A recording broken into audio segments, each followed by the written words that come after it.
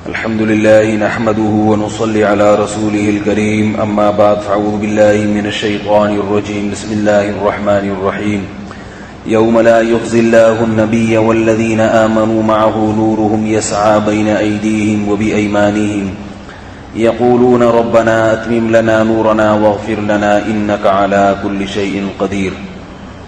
سورہ تحریم کی آیت نمبر 8. پچھلے درس میں یہ بیان چل رہا تھا کہ اے ایمان والو توبہ کرو پکی ڈھکی توبہ. پکی توبہ اسے کہتے ہیں کہ آئندہ نہ کرنے کا پکا عزم ہو. اس کے نتیجہ کیا نکلے گا؟ ہم کبھی بھی کوئی کام ایسا نہیں کرتے جس کا کوئی نتیجہ نہ نکلے. مشکل کام اس کا اگر کوئی رزلٹ ہو تو وہ کام تو ہم کر لیتے ہیں. اگر کوئی کام مشکل ہے مگر اس کا رزلٹ کچھ بھی نہیں ہے تو پھر اس کام کو نہیں کیا جاتا. تو اللہ نے کام ہمارے ذمے کیا لگایا؟ توبہ. گناہوں سے توبہ ہوتی ہے. پچھلے درس میں نے بتایا تھا کون کون سے گناہ ہیں جو آج کل لوگ کرتے ہیں. جب ان سے توبہ ہوگی تو یہ توبہ آسان کام نہیں ہے. تو ظاہر ہے اتنا اچھا خاصا مشکل کام ہم کیوں کریں؟ اس پہ ہمیں کیا ملے گا؟ تو اللہ نے بتایا کہ تمہیں یہ ملے گا کہ اللہ تمہاری خطاؤں کو معاف کر دے گا، تمہیں آخرت کی رسوائی سے اور ذلت سے بچا لے گا. ذلت ایسی چیز ہے جب ہوتی ہے تو پتہ چلتا ہے انسان ذلت کیا ہوتی ہے. آخرت میں بہت سے لوگ چہرے ذلیل ہوں گے. اللہ فرماتے ہیں ہم تمہیں اس دن کی ذلت سے بچا لیں گے. اور کیا ہوگا کہ مومن اس وقت آگے آگے جا رہے ہوں گے اور اللہ سے دعا کر رہے ہوں گے کہ اللہ تو نے ہمیں جو نور اور روشنی دی ہے اس میں اور اضافہ کر دے. جتنی بھی نیکیاں ہیں یہ قیامت کے دن روشنی کی شکل میں آئیں گی. روشنی کی شکل میں ان کو اللہ کوئی شکل عطا فرمائیں گے. جیسے خواب ہے نا، خواب اس میں جو دن بھر کی چیزیں ہوتی ہیں وہ خواب میں ہمیں مختلف شکلوں میں نظر آتی ہیں. مثال کے طور پر آپ دن بھر پریشان رہتے ہو، غمزدہ رہتے ہو، تو خواب میں آپ کو کیا آئے گا؟ سانپ اور بچھو، چھپکلیاں. ایک خاتون کا میسج آیا کہ مجھے چھپکلی سے بے انتہا ڈر لگتا ہے. تو خواب میں بھی مجھے چھپکلیاں ہی نظر آتی ہیں. تو دیکھو چونکہ چھپکلی سے ڈر بہت زیادہ لگتا ہے تو خواب میں کیا نظر آ رہا ہے؟ چھپکلی. تو خواب جو ہے نا یہ تابع ہوتا ہے، آپ کی جو جاگتی حالت ہے وہی خواب میں شکل بن کے آئے گی. اب اس کا یہ علاج نہیں ہے کہ خواب میں آپ چھپکلیوں کو بھگانے کی کوشش کریں، نہیں بھاگیں گی. ایک چھپکلی مارو گے 10 پیدا ہو جائیں گی. اس کا حل یہ ہے کہ دن میں آپ چھپکلیوں سے ڈرنا چھوڑ دیں، یا ڈرنا نہیں چھوڑ سکتے تو چھپکلیوں کو نہ دیکھیں. آپ گھر میں ایسا کوئی انتظام کریں کہ چھپکلی گھر میں داخل نہ ہو. جب کچھ دنوں تک چھپکلی نظر ہی نہیں آئے گی تو چھپکلی کا تصور دماغ سے خود بخود نکل جائے گا. کیا خیال ہے بھائی؟ تو اس سے کیا ہوگا کہ خواب میں چھپکلی آنا خود بخود ختم. تو جیسے خواب ہماری جاگتی حالت کے تابع ہوتا ہے. لوگ الٹا سمجھتے ہیں، لوگ کہتے ہیں جو خواب آیا ہے نا اگلا دن ایسا گزرے گا. وہ نہیں بھائی، پچھلا دن جیسا گزرا ہے اس کے حساب سے خواب آیا ہے. لوگ کیا کہتے ہیں؟ جیسا خواب آیا ہے آئندہ ایسا ہوگا. تو بھائی آئندہ ایسا کو چھوڑو، جیسا جاگتی حالت کو درست کر لو، پھر خواب بھی اچھے آنا شروع ہو جائیں گے. نہیں بھی آ رہے تو پریشان نہ ہو. میں بتاتا رہتا ہوں نا خواب 2 وجہ سے خراب آتے ہیں. ایک تو یہ کہ دن میں کوئی خراب حرکتیں ہوتی ہیں، اور ایک بہت بڑا دخل ہے پیٹ کی خرابی سے. خواب کا معدے سے بہت گہرا تعلق ہے. روحانی علاج والے آپ کو یہ کلیئر کٹ باتیں کبھی بھی نہیں کریں گے کسی روحانی علاج والے کے پاس چلے جائیں، چاہے دیوبندی ہو، چاہے بریلوی ہو، چاہے اہل حدیث ہو، کوئی بھی ہو، جب آپ اس کے پاس جا کے کہیں گے نا کہ مجھے ایسا خواب آیا، ایسا آیا، وہ اس کی تعبیریں بتا بتا کے لازمی بتائے گا تعبیر. حالانکہ خواب کا معدے سے بہت گہرا تعلق. معدے میں جب گیس ہوگی رات کو سوتے ہوئے، جیسا کہ آج کل 99% لوگ گیس کے مریض ہیں، پاک فضائیہ میں ہیں، وہ پاک فضائیہ میں، ٹھیک ہے.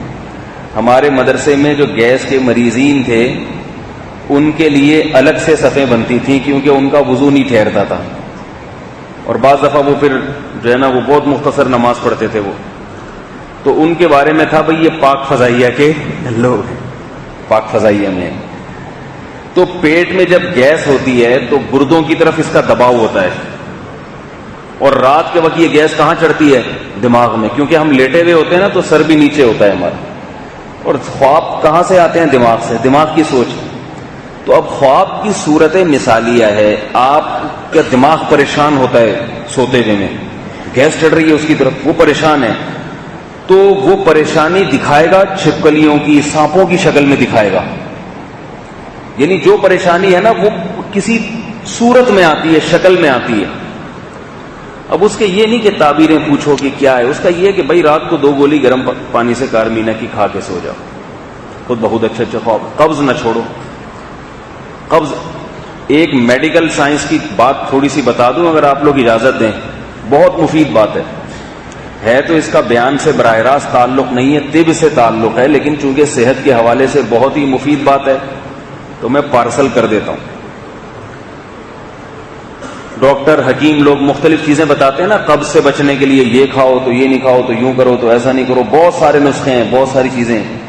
ان میں ایک سب سے آسان اور ایسا نسخہ جس میں آپ کو کوئی پرہیز بھی نہیں کرنا پڑے گا. پرہیز بڑا مشکل ہوتا ہے، یہ نہیں کھاؤ وہ کھاؤ، آدمی کا دل چاہتا ہے میں جائیدادیں کھا جاؤں لوگوں کی، اور اس کو پرہیز کروایا جا رہا ہے کہ یہ نہیں کھاؤ. ہماری فطرت ایسی بن چکی ہے کہ ہم وراثت نہیں چھوڑتے، وہ کھا جاتے ہیں، تو ہمیں یہ چیزیں کہاں سے ہم چھوڑ سکتے ہیں؟ تو ایک بہت آسان طریقہ جو سنت بھی ہے، نبی صلی اللہ علیہ وسلم کی عادت شریفہ بھی ہے، وہ یہ کہ جب بھی کھانا کھائیں نوالے کو اتنا چبائیں کہ وہ پانی بن جائے منہ کے اندر.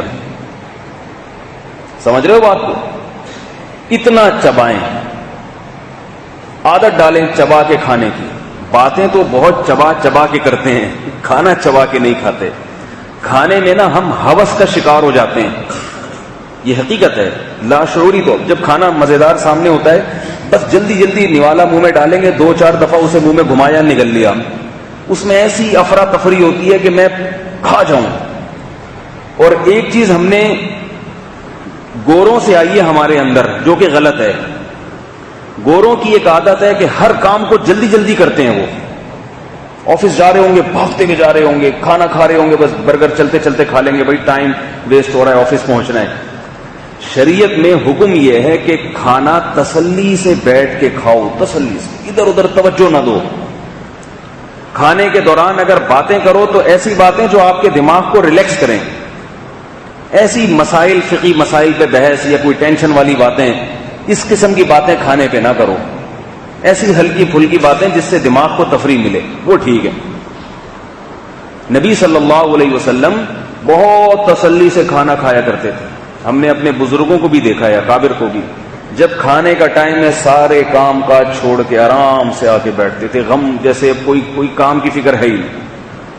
ہمارے حضرت مفتی رشید احمد صاحب رحمہ اللہ تعالی فرماتے تھے کتنے مصروف تھے حضرت، 1 سیکنڈ نہیں تھا حضرت کے پاس، لیکن کھانے کے لیے ایسے اہتمام سے بیٹھتے تھے. فرماتے ہیں کہ جب کھانا، ابھی ہم دسترخوان پہ بیٹھے ہیں، ابھی کھانا آئے گا، تو میں کھانے کے انتظار کے بھی مزے لیتا تھا. نہیں آ رہی میرا خیال ہے بات؟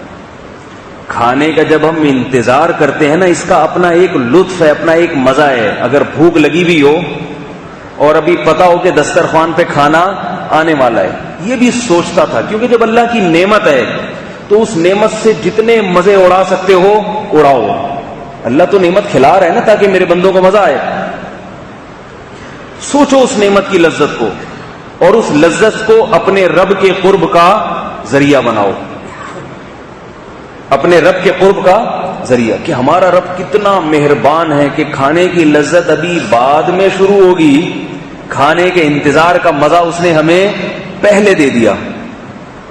تو حضرت فرماتے تھے دسترخوان پہ بیٹھتا ہوں تو پہلے انتظار کا آ رہا ہے، اس کا اپنا مزہ ہے، ابھی آئے گا، کھائیں گے. ایک تو اللہ کی نعمت کا استحضار نصیب ہوتا ہے کہ اللہ کتنا مہربان ہے. یہ ایک مستقل نعمت ہے یا نہیں ہے؟ وہ تو جب شروع کریں گے تو مزہ اپنا آئے گا. جیسے کسی کی شادی ہونے والی ہو تو کتنا خوش ہوتا ہے، ٹھیک ہے، جب شادی ہوتی ہے وہ تو بعد میں ہوتا ہے، لیکن ہونے والی ابھی 3 دن رہ گئے، 4 دن رہ گئے، 1 مہینہ رہ گیا، تو اس کی وہ الگ بات ہے. پھر بھی جب ہو جاتی ہے تو پھر کہتا ہے یار میں خام خواہ میں انتظار کر رہا تھا. تو نعمت ملنے سے پہلے بھی اس کا ایک لطف ہے، مزہ ہے کہ ملنے والی ہے. تو حضرت فرماتے تھے ہمارے جو بہت مصروف تھے، جنہوں نے حضرت کی زندگی دیکھی، ان کو پتا ہے کہ حضرت کے پاس 1 سیکنڈ نہیں ہوتا تھا.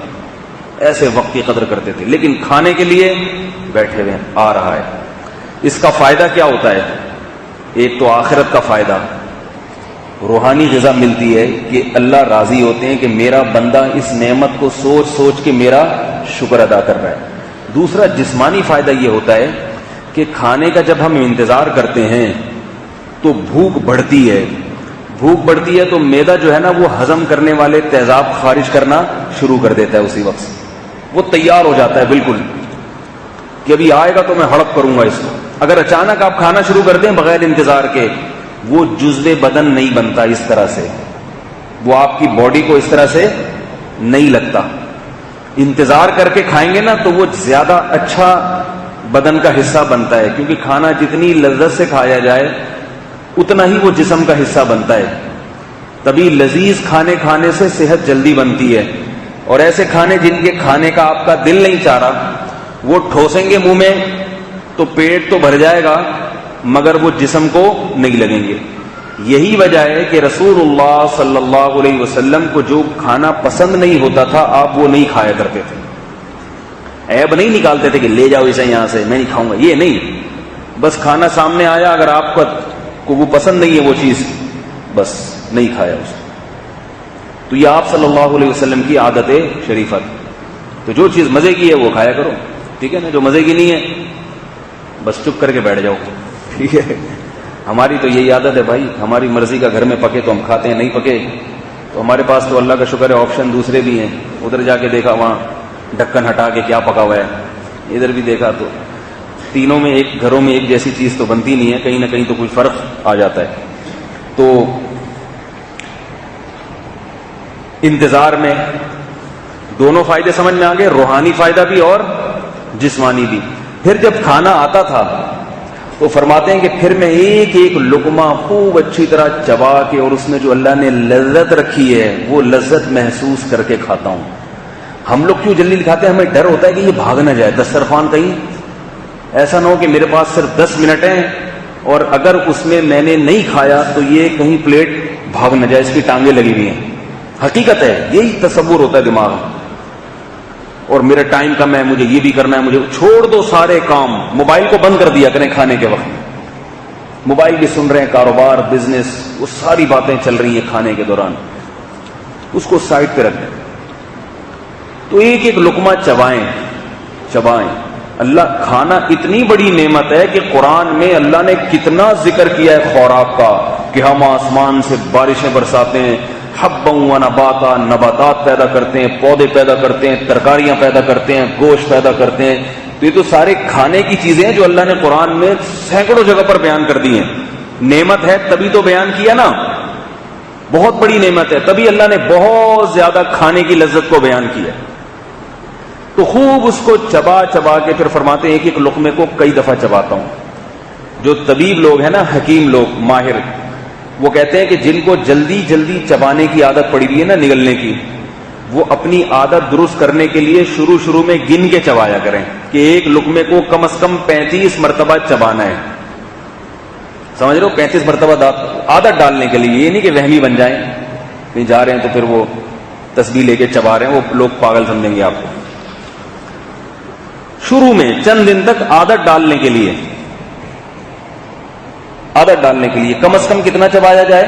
35. اور اچھی طرح دانتوں سے پیسا جائے اس کے بھی کئی فائدے ہیں. پہلا فائدہ تو یہ کہ جب آپ خوب لذت سے چبا چبا کے کھائیں گے، ایک ایک لقمے پر اللہ کی نعمت کا استحضار نصیب ہوگا کہ اللہ کتنا مہربان ہے، ایسی لذیذ چیز ہمیں کھلا رہا ہے۔ اگر جلدی سے نگل لیں گے تو پیٹ میں جانے کے بعد تھوڑی لذت محسوس ہوتی ہے۔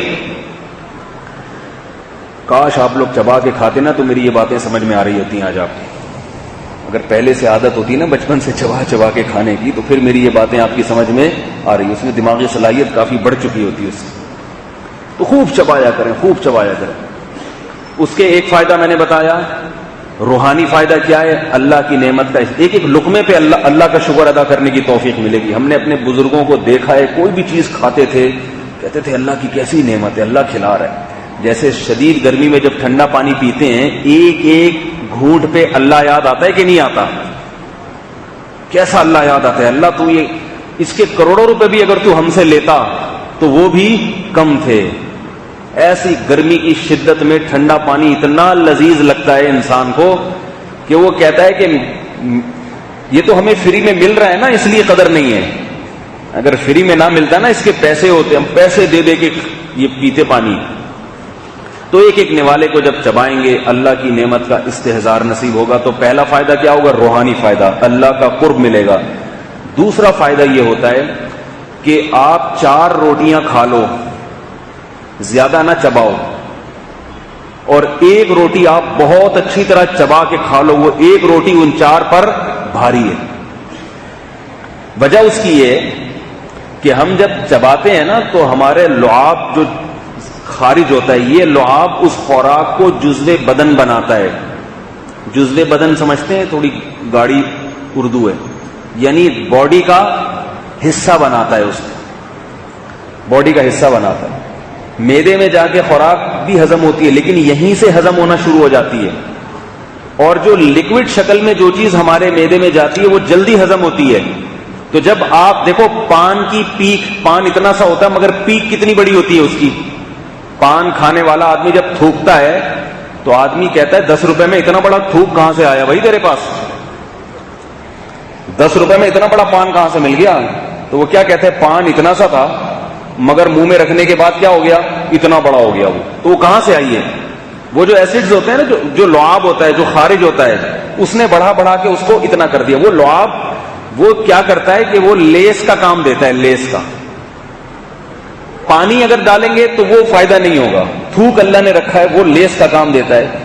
جب وہ لیس کے ساتھ جسم میں آپ کے خوراک جاتی ہے، آپ کے معدے میں جاتی ہے، تو وہ کیا ہو جاتی ہے کہ معدے کا کام بہت آسان۔ معدے کو پہلے سے چبی چبائی چیز مل گئی ہے، ایک تو اس میں لعاب شامل ہو گیا، اس کا اپنا فائدہ، پھر چبی چبائی بھی چیز مل گئی، تو معدے کو ہضم کرنے میں آسانی، تو وہ ساری خوراک ٹھا کر کے جسم میں لگتی ہے، خون بنتا ہے اس سے۔ اور سب سے بڑا فائدہ چبا کے کھانے کا یہ کہ توند نہیں نکلتی۔ آپ نے بہت سے لوگوں نے جائیدادیں کھائی ہوئی ہیں بغیر چبائے، ٹھیک ہے، اگر وہ چبا کے کھاتے ہیں تو حرام بھی اگر چبا کے کھاؤ گے نا توند نہیں نکلے گی اس سے، ورنہ حرام سے توند نکلنے کا اندیشہ زیادہ ہوتا ہے۔ تو خوب چبا کے کھانے کا ایک بڑا فائدہ کیا ہے؟ توند نہیں نکلے گی، کیونکہ وہ ادھر ادھر فاضل چربی بنتی نہیں ہے، سارا جسم میں باڈی کا حصہ بن جاتی ہے وہ، یہ بہت بڑا فائدہ ہے۔ اور تیسرا اس میں ایک فائدہ یہ بھی ہوتا ہے کہ جب ہم بہت اچھی طرح چباتے ہیں تو معدہ جو ہے نا، جیسے پہلے کھانے کے انتظار میں تڑپ رہا تھا وہ کہ بھائی دو، تو چباتے ہیں تو معدہ اور تڑپتا ہے، نگلنے کا جو ہمارا دل کرتا ہے نا، یہ تو معدہ اس کو کھینچنے کی کوشش کرتا ہے۔ ہم جب اس کو اور چبا لیتے ہیں اچھی طرح، معدے میں اس کو ہضم کرنے کی صلاحیت اور زیادہ بڑھ جاتی ہے، بالکل تیار بیٹھا ہے، جیسے کوئی پھڈے کے لیے تیار ہو تو بھائی کہ بھائی ابھی ماروں گا، تو جتنا وہ تیار ہوگا، جوش آئے گا اس میں، اتنی زیادہ فائٹ کیسی ہوگی؟ اچھی فائٹ ہوگی۔ اور اچانک حملہ ہو جائے تو پریشان ہو جاتا ہے۔ ہمارے حملے اچانک ہو رہے ہیں، ہم جو لقمہ کھاتے ہیں نا، اچانک پیٹ میں جاتا ہے، پیٹ حیران ہوتا ہے ابھی تو کوئی پروگرام نہیں تھا، یہ اچانک سے کیا آ گیا ہے، اتنا بڑا پراٹھا آ گیا ہے، یہ کیا ہے؟ وہ پھر توند بھی نکلتی ہے اور درجنوں قسم کی بیماریاں پیدا ہوتی ہیں۔ تو یہ بھی فائدہ ہوتا ہے کہ بہت اچھی طرح ہضم ہو جاتا ہے اس وجہ سے۔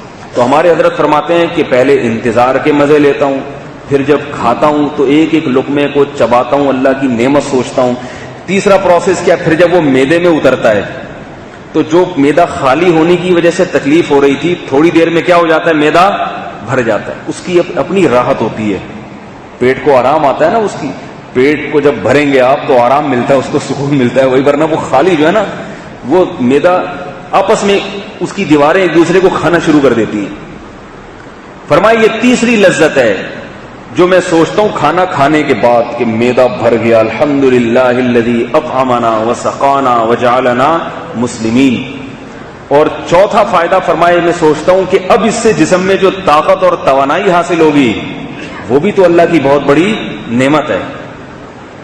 فائدے ہی فائدے ہیں, اس سے توانائی حاصل ہوگی, چلیں گے پھریں گے بھاگیں گے دوڑیں گے کام کریں گے. اگر یہ نہ ملتا تو ایک تو کھانے کے انتظار کی لذت سے محروم ہو جاتے, نمبر 2 کھانا چبانے میں جو مزہ ہے اس لذت سے محروم, نمبر 3 بھوک کی تکلیف میں رہتے, نمبر 4 کمزوری رہتی, نہ چل سکتے نہ پھر سکتے. رمضان میں دیکھو نا عصر کے بعد کیا حالت ہوتی ہے, غصہ اتنا آ رہا ہوتا ہے, ہر ایک کو مارنے کا دل چاہ رہا ہوتا ہے انسان کا, ایسی حالت خراب ہو جاتی ہے اس کی.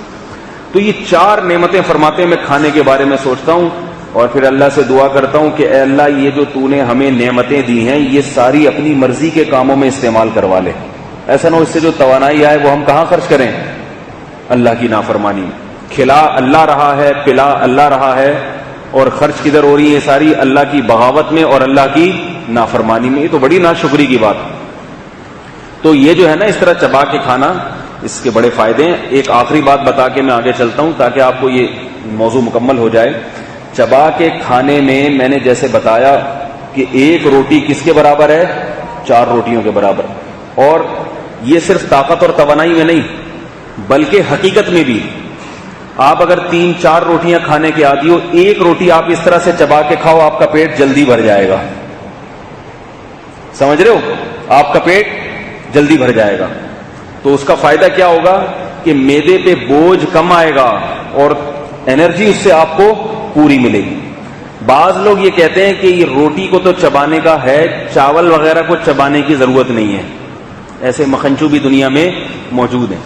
ایک صاحب آئے اپنی بخراتی جھاڑنے لگے, کہنے لگے چاول ڈاکٹر کہتے ہیں کہ اتنی نرم چیز ہے کہ اس کو اگر چبائے بغیر بھی کھا جاؤ تو صحیح ہے. یہ غلط ہے. انہوں نے یہ قیاس اس لیے کیا کہ بھئی چاول تو نرم ہوتا ہے, وہ پیٹ میں جائے گا وہ تو خود ہی حلوے کی طرح. یہ غلط اس لیے ہے کہ چبانے کا عمل صرف اس لیے نہیں ہوتا کہ چیز نرم ہو جائے. چبانے کا عمل اس لیے ہوتا ہے کہ اس میں لعاب کثرت سے شامل ہو جائے اور وہ کھانے کو جزو بدن بنانے میں مددگار بن جائے. سمجھ رہے ہو؟ تو چاول کا لقمہ بھی خوب اچھی طرح چبا کے اس کو پانی بنا دیا کریں, پھر نگلا کریں. تو چاول کے بارے میں بھی اطباء کہتے ہیں کہ 1 پلیٹ چاول آپ میں ٹھیک ٹھاک قسم کی انرجی پیدا کر دے گا. نہیں آ رہی تو جیسے کھا رہے ہیں پھر ویسے ہی کھاتے رہیں. صحیح ہے. چبانے کے کتنے فائدے ہیں دیکھو. یہ جو پھلوں کا جوس ہم پیتے ہیں, آپ کسی بھی ڈاکٹر سے پوچھ لیں وہ کہے گا پھل کھا لو یہ زیادہ بہتر ہے بنسبت جوس پینے. حالانکہ جوس میں انرجی زیادہ ہے. بھائی پھل میں تو فائبر زیادہ ہوگا نا, اس میں اتنی انرجی تھوڑی ہوتی ہے. جوس تو پورا آپ نے اس کا خلاصہ نکال لیا. اس کے باوجود پھل کھانے سے جان زیادہ بنتی ہے بنسبت جوس پینے. سیب کا آپ جوس نکال کے پی جائیں اس میں آئرن زیادہ ہے, کیونکہ سیب کا جب آپ جوس نکالیں گے نا 4-5 سیبوں کا جوس نکال کے ایک گلاس آئے گا تو اس میں 4-5 سیبوں کا آئرن آ جائے گا. لیکن اگر ویسے چبا کے کھائیں گے تو 1 سیب کھا سکتے ہیں, دوسرا کھانے کی آپ میں ہمت ہی نہیں ہوگی. تو عقلی لحاظ سے دیکھا جائے تو جوس میں زیادہ طاقت ہے کیونکہ اس میں 4 سیبوں کا عرق آ گیا. لیکن کسی اچھے ڈاکٹر سے پوچھیں وہ کہے گا سیب چبا کے کھا لو یہ زیادہ بہتر ہے. وجہ اس کی ہے کہ 4 گلاس جوس آپ پی لو گے نا اس میں جو آئرن ہے وہ چونکہ بغیر چبائے کھا رہے ہو پی رہے ہو, وہ آئرن جزو بدن نہیں بنتا, وہ پیشاب بن کے نکل جاتا ہے, تھوڑا سا جسم کو لگتا ہے. اور جب سیب کو آپ صبح صبح نہار منہ خوب اچھی طرح چبا کے کھاؤ گے تو اس میں تھوڑا سا بھی آئرن ہوگا, وہ پورا آئرن آپ کے جسم میں ڈھا کر کے لگے گا. یہاں تک آ گئی ٹھیک ہے. ویسے بھی ایک نیچرل پروسیس ہے نا, یہ جو ہم چنے کھاتے ہیں نا بھنے ہوئے چنے, اس چنے کا پاؤڈر بنتا ہے تو بیسن بنتا ہے, بیسن کے حلوے بھی بنتے ہیں, بیسن کی روٹی بھی بنتی ہے. بہت اچھی بات ہے, بیسن میں بہت اللہ نے فولاد رکھی ہے, بہت طاقت کی چیز ہے. شوگر کے لیے بہت اچھا ہے بیسن. جو لوگ زیادہ کھاتے ہیں ان کو شوگر کی بیماری نہیں ہوتی. لیکن کسی اچھے حکیم سے پوچھیں، وہ کہے بیسن کی روٹی یا حلوہ یا پکوڑوں کے بجائے سب سے بہتر ہے بھنے ہوئے چنے چبا کے کھا لو، کیونکہ جب چبانے کے پروسیس سے وہ گزرے گا تو وہ جسم میں کیسے لگے گا بھائی؟ ٹھا کر کے لگے گا، یعنی ٹھا کر کے چپک جائے گا آپ کے جسم سے جائے گا۔ تو اس لیے کہہ رہا ہوں آج کل صحتیں بہت زیادہ برباد ہو گئی ہیں، بہت زیادہ، اور یہ یاد رکھو کہ بیمار ہونے کے بعد علاج کرنا یہ حماقت اور بیوقوفی ہے۔ عقل مند وہ ہے جو اپنے آپ کو بیمار ہونے سے بچا لے، باقی اللہ نے قسمت میں کچھ لکھا ہو تو اللہ کی تقدیر سے تو کوئی لڑ نہیں سکتا۔ بڑے بڑے اچھے حکیم ہوتے ہیں، لوگوں کو مشورے دے رہے ہوتے ہیں، لیکن خود ہی بیمار پڑے ہوئے ہوتے ہیں، وہ تو پھر اللہ کی، اپنے ہاتھوں سے اپنے آپ کو ہلاکت میں نہ ڈالو، یہ اللہ کا ارشاد ہے، لا تہلکوا انفسکم، ایمان والو اپنے آپ کو خود ہلاکت میں نہ ڈالو۔ سگریٹیں پھونک پھونک کے، الٹی سیدھی چیزیں کھا کھا کے چنگم چباتے ہیں۔ دیکھو جب یہ چنگم چباتے ہیں چنگم، تو ہم خالی چبا رہے ہیں، اس کا نقصان پتہ ہے کیا ہوتا ہے؟ جب بھی ہم کوئی چیز چباتے ہیں تو معدہ فوراً تیار ہو جاتا ہے، ایک تیزاب پھینکتا ہے اس کو ہضم کرنے کے لیے۔ اب چنگم صرف چبائی جا رہی ہے، اس کو نگلا نہیں جا رہا، اور وہ نگلنے کی چیز ہے بھی نہیں، کہیں نگلنا شروع کر دیں آپ لوگ۔ وہ معدہ اپنا کام کر رہا ہوتا ہے، وہ تیزاب ایسڈ جو ہے نا گلانے والے وہ پھینک رہا ہوتا ہے، اور آپ چنگم جگالی کی طرح چبا چبا کے پھینک دیتے ہو۔ اس کا نتیجہ کیا نکلتا ہے کہ معدہ جب اس کو کچھ بھی نہیں جاتا تو وہ پھر اس کی تیزابیت معدے کی خالی دیواروں کو خراب کرتی ہے۔ بھئی ایک پروسیس رکھا ہے نا قدرت نے کہ جب چباؤ گے تو پھر تیزاب آئے گا، پھر جب لقمہ نگلو گے تو وہ تیزاب اس لقمے کو گلائے گا۔ اب آپ صرف چبا رہے ہیں تو معدہ پریشان ہوتا ہے کہ یہ نگل کیوں نہیں رہا، نگلا کچھ بھی نہیں، آپ نے چنگم چبا کے پھینک دی تو معدے میں پھر گیس پیدا ہوتی ہے، تیزابیت پیدا ہوتی ہے۔ چنگم کھانے والے کا معدہ کبھی بھی صحیح نہیں رہتا، اور میں نے ایسے احمقوں بھی دیکھا ہے جو باڈی بلڈنگ کرتے ہوئے چنگم چبا رہے ہوتے ہیں، یعنی ایکسرسائز کر رہے ہیں اور چنگم چبا چبا کے ایکسرسائز کر رہے ہیں۔ اللہ کے بندو تم تو اپنا بیڑا غرق کر رہے ہو۔ تو یہ جو ہے نا اپنی صحت کی حفاظت کرنا، یہ بھی اللہ اس کے رسول صلی اللہ علیہ وسلم کا حکم ہے۔ تو چبا کے کھانے سے تھوڑا کھائیں گے اور پیٹ بھر جائے گا، اور ٹائم زیادہ لگے گا، اس لیے مزہ اتنا ہی آئے گا۔ ایک آخری بات کر دیتا ہوں کہ یہ جو جن کو کھانے کے لیے ٹائم نہیں ملتا نا، کہ وہ کہتے ہیں ہمارے پاس ٹائم نہیں، آفس ٹائم اور یوں ہے، ابھی ہم نے جلدی کھا کے نکلنا ہے، میں نے ان سے بولو کہ تم یہ جو آفس جاتے ہو کماتے ہو کس لیے کماتے ہو؟ انسان پیسے کیوں کماتا ہے؟ روٹی کے لیے کماتا ہے نا۔ اگر کمانے کے چکر میں روٹی تسلی سے نہ کھا سکے تو ایسے کمانے پر لعنت بھیجنی چاہیے، جاب چھوڑ دو ایسی جس میں آپ کو کھانے کا صحیح طرح سے ٹائم ہی نہیں مل رہا۔ تو کما کیوں رہے ہیں مجھے نہیں پتا، آپ لوگ پتہ نہیں سمجھ میں نہیں آ رہا آپ لوگوں کو کیوں کماتا ہے آدمی۔ سب سے پہلی چیز کیا ہے؟ روٹی، کھانا، باقی چیزیں گیس بجلی بعد میں ہے، گیس بجلی کا سب سے پہلے پیٹ بھرنا مقصد ہوتا ہے، پیٹ بھر جائے۔ تو جب وہ کھانے کی چیز سامنے آتی ہے تو اس میں پھر دکان، پھر اس میں یہ سارے کاروبار، بزنس، ایسے لوگ ہیں کھا رہے ہوں گے اور پھر باتیں کر رہے ہوں گے، یار اٹھا لے مال وہاں سے، ایسا کر یوں کر۔ اس سے جب دماغ نہیں ہوتا تو معدہ پھر ہضم نہیں کرتا۔ میں اکثر ایک واقعہ بتاتا ہوں کہ میری بائک خراب تھی، موٹر سائیکل، تو میں ایک میکینک کے پاس گیا، وہ کھانا کھا رہا تھا۔ میں نے اس سے کہا مجھے ذرا جلدی ہے، تھوڑا سا کام ہے دیکھ لو۔ اس نے کہا آپ کسی اور کے پاس لے جاؤ اگر جلدی ہے، ہم کھانے کے بعد ہی دیکھیں گے۔ میں نے کہا بہت جلدی ہے یار۔ کہہ رہے تو آپ کو کہہ رہے ہیں نا وہاں لے جاؤ، ادھر لے جاؤ فلاں۔ حالانکہ اس کی اچھی خاصی دہاڑی ماری جا رہی تھی، یعنی وہ کام تو چھوٹا تھا مگر مجھے پتا تھا کہ اس میں جو پارٹ لگے گا اس میں اچھے خاصے اس کے پیسے بن جائیں گے، مگر وہ اس پیسوں کی پرواہ نہیں کرتا۔ مجھے اس کی یہ ادا اچھی لگی کیونکہ اس نے جو ایک جملہ کہا نا، وہ جملہ مجھے بڑا یہ واقعہ ہے تقریباً 15-16 سال سے بھی زیادہ پرانا واقعہ ہوگا جو بھی یہ سنا ہو، لیکن مجھے وہ کام کا واقعہ تھا، کام کا جملہ تھا، یاد رہ گیا۔ تو میں نے اس سے کہا یار میں اتنی دور سے آیا ہوں۔ اس نے کہا مولوی صاحب ہم جو کام کر رہے ہیں نا یہاں دکان میں، اسی روٹی کے لیے تو کر رہے ہیں جو روٹی سامنے رکھی ہوئی تھی۔ کام کے چکر میں روٹی اگر چھوڑ دیں تو پھر فائدہ کیا؟ میں نے کہا دیکھو کیسا عقل مند آدمی ہے، بالکل درست کہا اس نے، بھئی یہ سارا دن اسی روٹی کے لیے تو ہے۔ اب اگر وہ ایسے کریں کہ روٹی 4 نوالے کھا لیے، پھر کسی کا اسکرو ٹائٹ کر رہا ہے جا کے، پھر 2 نوالے آ کے کھائے، تو یہ کھانا تھوڑی، یہ تو میدے کا بھی بیڑا غرق ہو جاتا ہے اور کھانے کی لذت ساری ختم ہو جاتی ہے۔ لیکن جو پیسوں کا ہوس کا مریض ہوگا نا، دولت کا پجاری ہوگا، وہ وہ سب کچھ چھوڑ دے گا پیسے کے لیے. تو پیسہ بذات خود مقصود نہیں ہوتا بھائی. پہلے اپنی زندگی کو پرسکون بناؤ, بیوی بچوں کو بھی ٹائم دو, گھر میں نیند کا بھی خیال کرو. بعض لوگ اتنی محنت کرتے ہیں کہ ان کی نیند پوری نہیں ہوتی, ان کو بھی چاہیے کہ وہ حماقت کا سرٹیفکیٹ لے لیں کہیں سے. آپ بزنس میں اتنا ٹائم گزار رہے ہو کہ آپ کی نیند پوری نہیں ہو رہی, آپ خدا کی قسم لا الہ الا اللہ بہت بڑے پاگل ہو. آپ کے پاگل ہونے میں اگر کوئی اختلاف کرے تو وہ بھی بہت بڑا پاگل ہے. جیسے وہ سپاہ والے کہتے ہیں نا, جو نہ مانے وہ بھی کافر.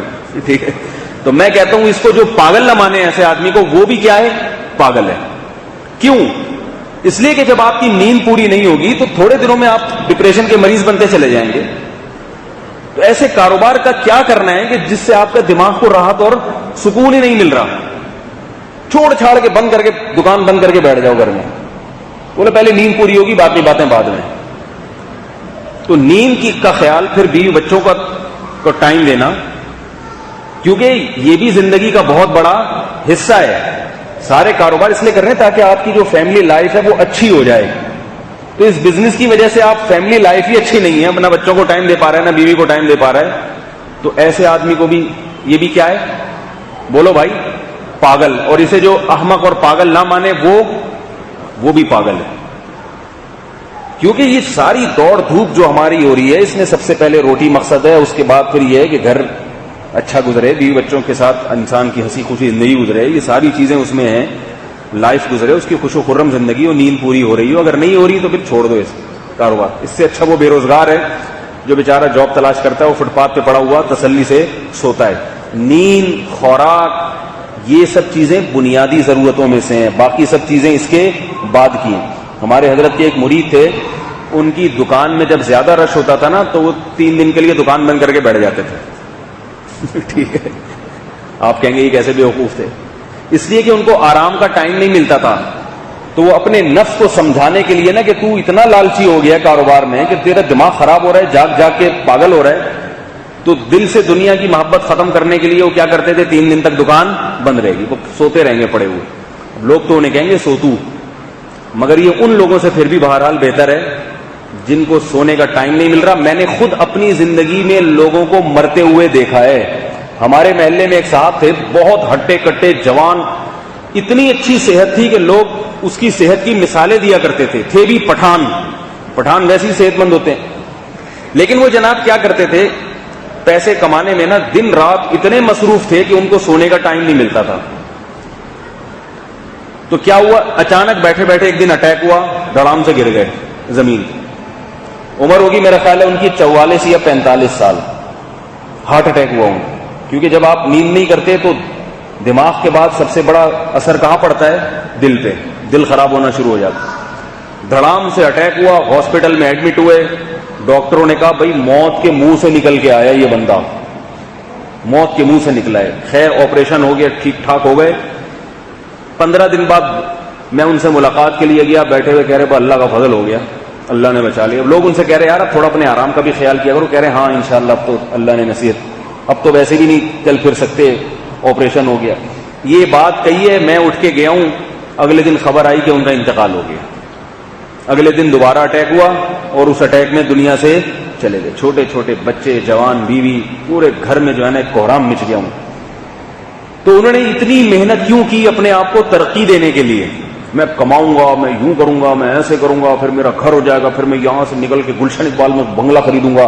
یہ سارے خیالات تھے. یہ نہیں تھا کہ بھائی تمہاری باڈی اس کی اجازت دے رہی ہے کہ نہیں دے رہی ہے, سو تو جاؤ, نیند تو پوری کر لو.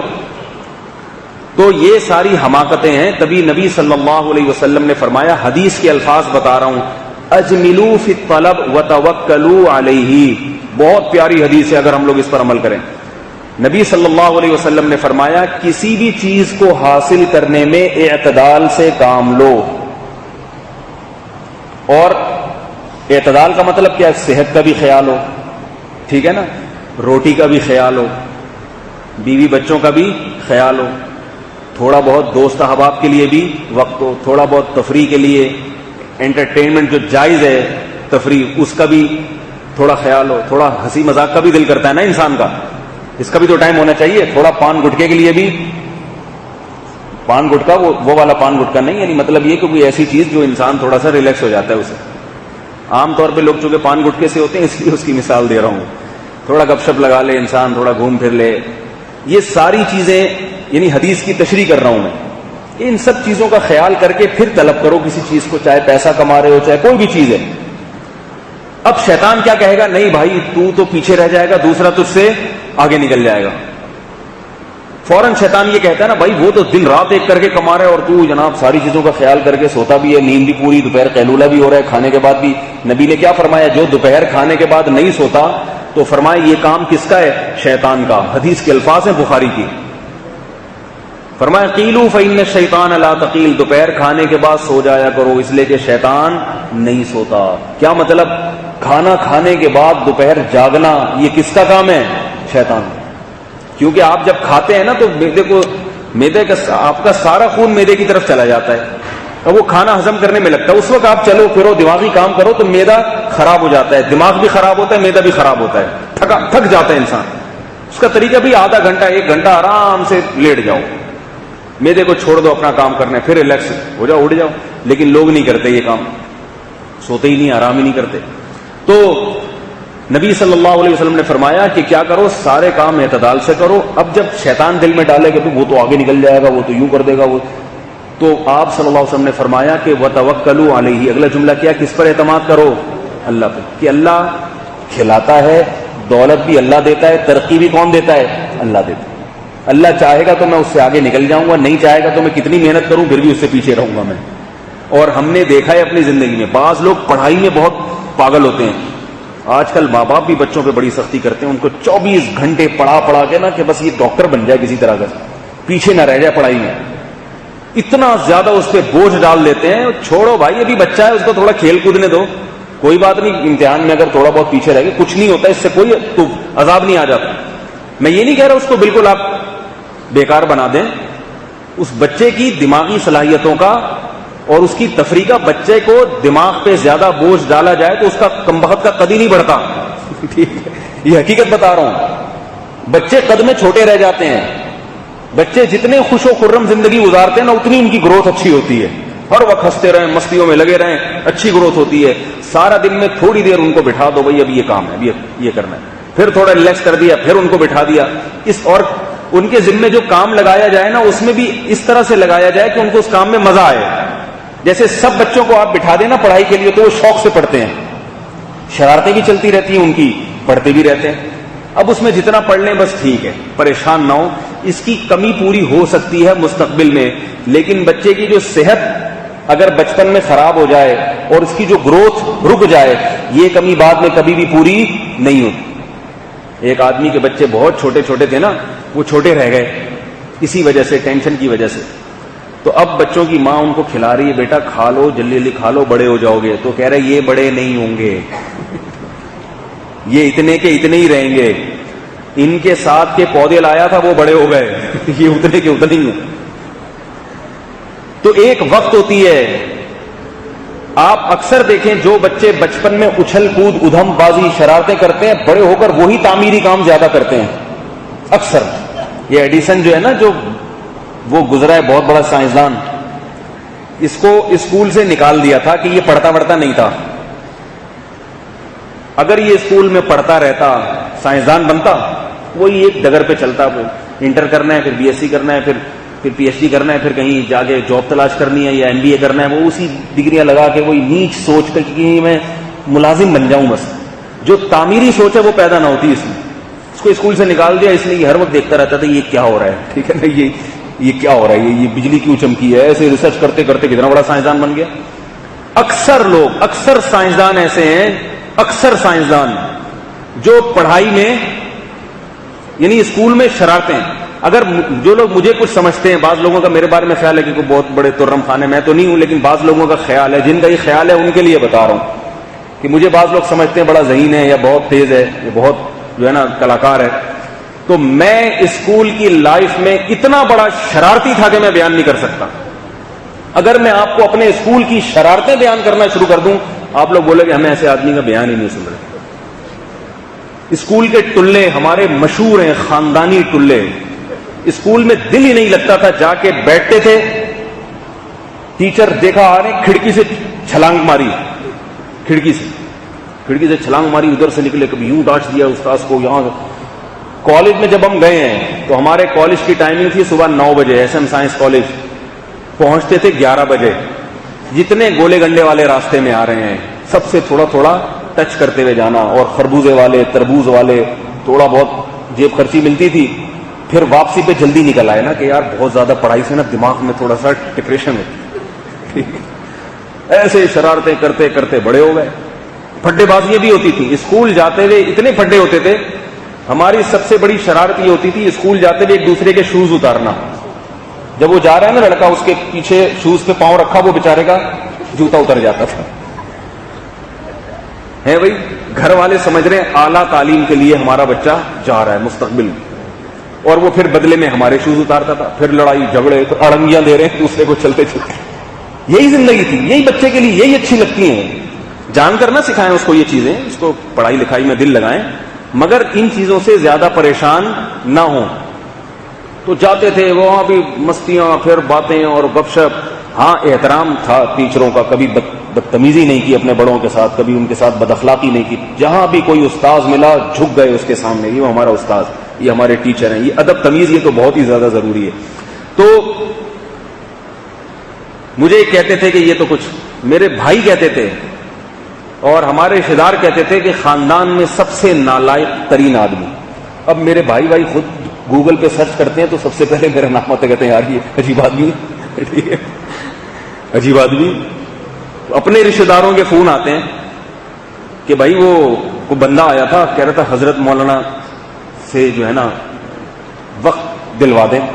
کہہ رہے وہ حضرت مولانا کون؟ کہہ رہے وہ کون بھائی؟ ان کو یقین نہیں آتا کہ ہمارے بھانجے کی بات کر رہے ہیں، ٹھیک ہے نا۔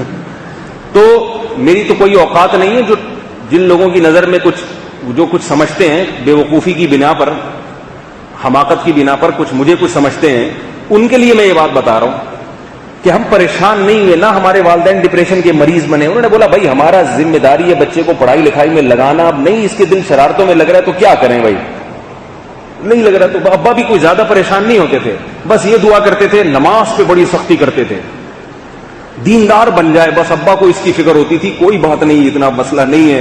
نماز میں وہ فجر میں نہ اٹھو تو پورا گھر الٹ دیتے تھے، وہ ایسی سختی کرتے بھائی سو رہے ہو حرام خورو، کھاتے ہو روٹیاں دبا کے میرے، اور پڑھے ہوئے نماز نہیں پڑھتے گھر میں۔ تو نماز کی بڑی فکر رہتی تھی ان کو، دنیا کی تھی بہت زیادہ نہیں تھی، ان کو دنیا کی بھی تھی مگر بہت زیادہ نہیں۔ تو دنیا بھی اللہ نے دے دی، ٹوٹا پھوٹا دین تو جیسا والے سب چاہتے تھے ویسا نہیں ہے، بس اللہ کرے تھوڑا بہت حلیہ تو اللہ نے دینداروں کا دے دیا نا۔ تو زیادہ ٹینشن نہ لیا کرو۔ نبی صلی اللہ علیہ وسلم نے فرمایا اجملوا فی الطلب، کسی بھی چیز کو طلب کرنے میں اعتدال، میانہ روی۔ نتیجہ کس کے ہاتھ میں ہے؟ اللہ کے ہاتھ۔ اسی اعتدال سے محنت کرو گے اللہ چاہے گا۔ اور صحت میں بھی اعتدال سے محنت ہے، صحت کی جو ہم بتاتے ہیں نا صحت، اس میں بھی اعتدال سے۔ تو کہتے ہیں بد پرہیزیاں نہ کرو، الٹی چیزیں نہ کھاؤ، اس سے نقصان ہوتا ہے۔ تو جو اللہ اس کے رسول صلی اللہ علیہ وسلم نے قرآن میں جن چیزوں کا تذکرہ کیا، انگور ہے، انار ہے، گٹکے کا کہیں تذکرہ آیا قرآن میں؟ سگریٹ کا کہیں تذکرہ ہے؟ تو جو اللہ نے اتنی پیاری پیاری نعمتیں پیدا کی ہیں ان کو کھاؤ بھائی، تو اس سے صحت بھی اچھی ہوگی۔ انجیر کا قرآن میں ذکر ہے، انجیر لوگ کھاتے ہی نہیں ہیں۔ کتنی قرآن نے والتین والزیتون، انجیر کی قسم اٹھائی ہے، زیتون کی قسم اٹھائی ہے اللہ نے قرآن میں۔ کوئی چیز ہوگی نا اس کے اندر جو اللہ قسمیں اٹھا رہے ہیں۔ تو اللہ بھی خوش ہوں گے، اللہ کے رسول بھی خوش ہوں گے، معاشرہ بھی خوش ہوگا جب صحت اچھی ہوگی اور اعتدال کی زندگی گزاریں گے، سب خوش ہوں گے۔ اور نتائج کس پہ چھوڑ دیں گے؟ اللہ پہ۔ آخری بات یہ کہ میرا مقصد پوستی بنانا نہیں ہے، سست بنانا، کیونکہ بہت سے دیندار بچے ایسے ہیں جو اسکول کی پڑھائی میں دلچسپی لیتے ہی نہیں ہیں۔ یہ تو میں بچپن کی باتیں بتا رہا ہوں کہ بچے ایسے ہوتے ہیں، جب انسان سمجھدار ہو جائے تو پھر اسے محنت کرنا۔ ہم جب مدرسے میں گئے ہیں تو پھر ہمارا انہوں نے سارا خون چوس لیا تھا محنت کرا کے۔ 4 بجے اٹھاتے تھے ہمیں کہ مطالعہ کرو، آج جو سبق پڑھنا ہے۔ 4 بجے اٹھایا تہجد کے لیے، پھر مطالعہ، پھر فجر کے بعد سونے کی اجازت نہیں، اتنی سخت پریشانی ہوتی تھی۔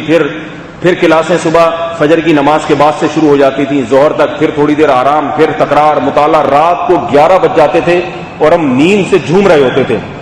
تو میرا مقصد یہ نہیں ہے کہ محنت کیے بغیر کوئی کچھ بن جاتا ہے، مگر محنت کی ایک ایج ہوتی ہے، ایک عمر ہوتی ہے، جب انسان تھوڑا سا میچور ہو جاتا ہے، سمجھدار ہو جاتا ہے. بالکل بچہ ہے تو اس کو اچھلنے اڑنگیاں مڑنگیاں ہی چلتی اچھی لگتی ہیں اس کے، ٹھیک ہے نا. اور آج کل ماں باپ بہت پریشان ہوتے ہیں، بچے کو ذرا سا کہیں زخم آ جائے نا، پتہ نہیں اتنے پریشان ہوتے ہیں کیا ہو گیا اس. بچے گرتے، بچوں کی ہڈی کو اللہ نے ایسا لچکدار بنایا ہے کہ یہ ٹوٹ کے جڑ بھی بہت جلدی جاتی ہے اور اتنی آسانی سے ٹوٹتی بھی نہیں ہے. یہ اللہ کو پتا ہے نا بچہ یہ تو گرے گا بھی مڑے گا بھی، تو بچے کو اسی بچے کا زخم کوئی علاج کرانے کی ضرورت نہیں، خود ہی ٹھیک ہو جاتا ہے. آج کل لوگوں نے بچوں کو چھوئی میں بنا دیا.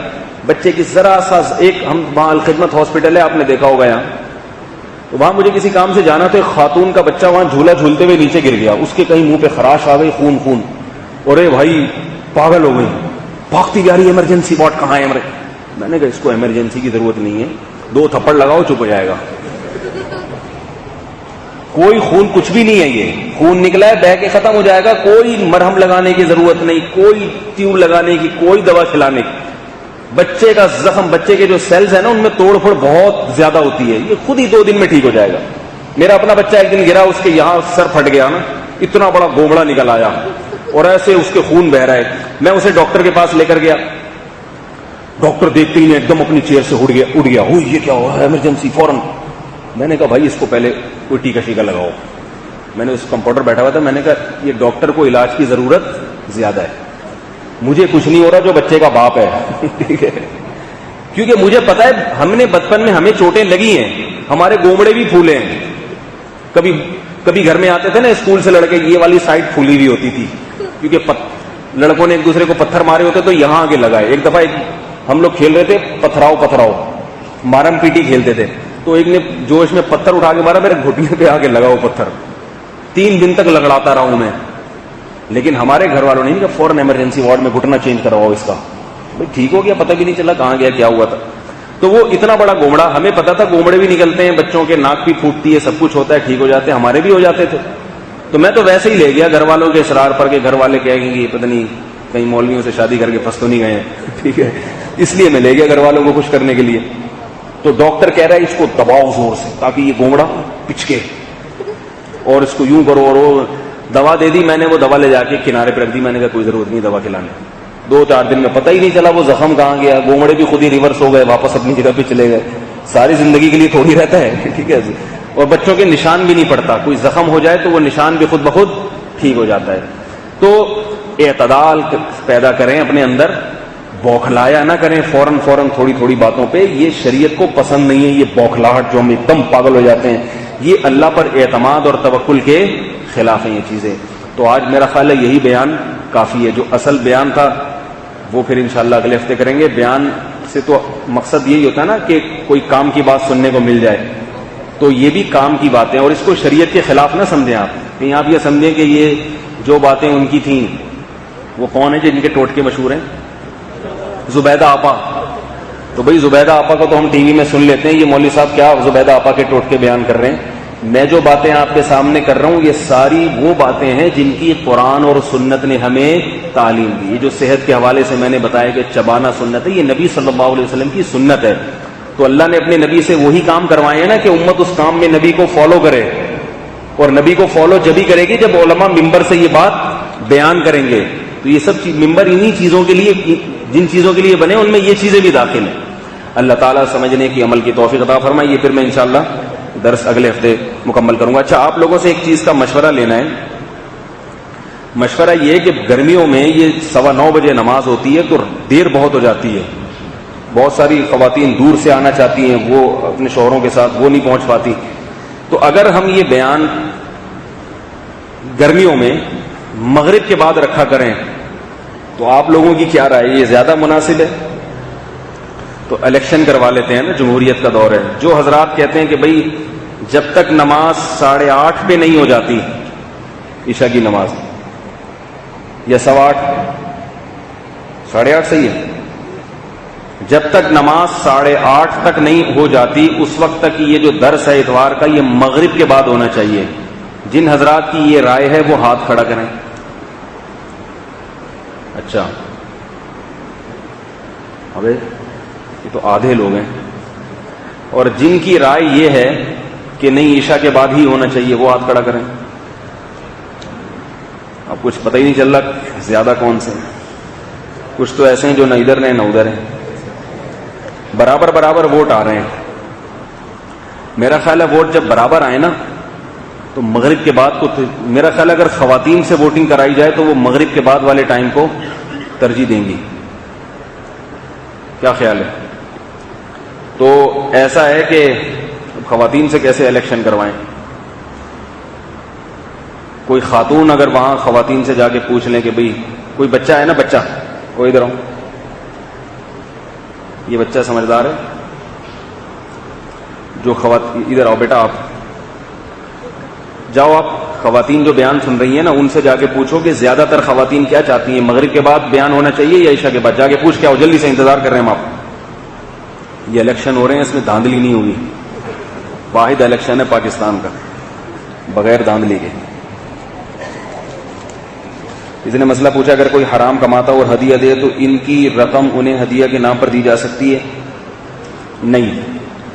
جب کسی حرام رقم والے سے آپ ہدیہ وصول کریں تو اس کو یہ بتا دیں کہ ہم اتنی رقم کسی فقیر کو صدقہ کر دیں گے, تو پھر وہ ہدیہ آپ کے لیے حلال ہو جائے گا. چاہے فوری صدقہ نہ کریں, بعد میں کر دیں بے شک صدقہ, اور اکٹھی رقم صدقہ کرنا بھی ضروری نہیں, قسطوں میں بھی کر سکتے ہیں.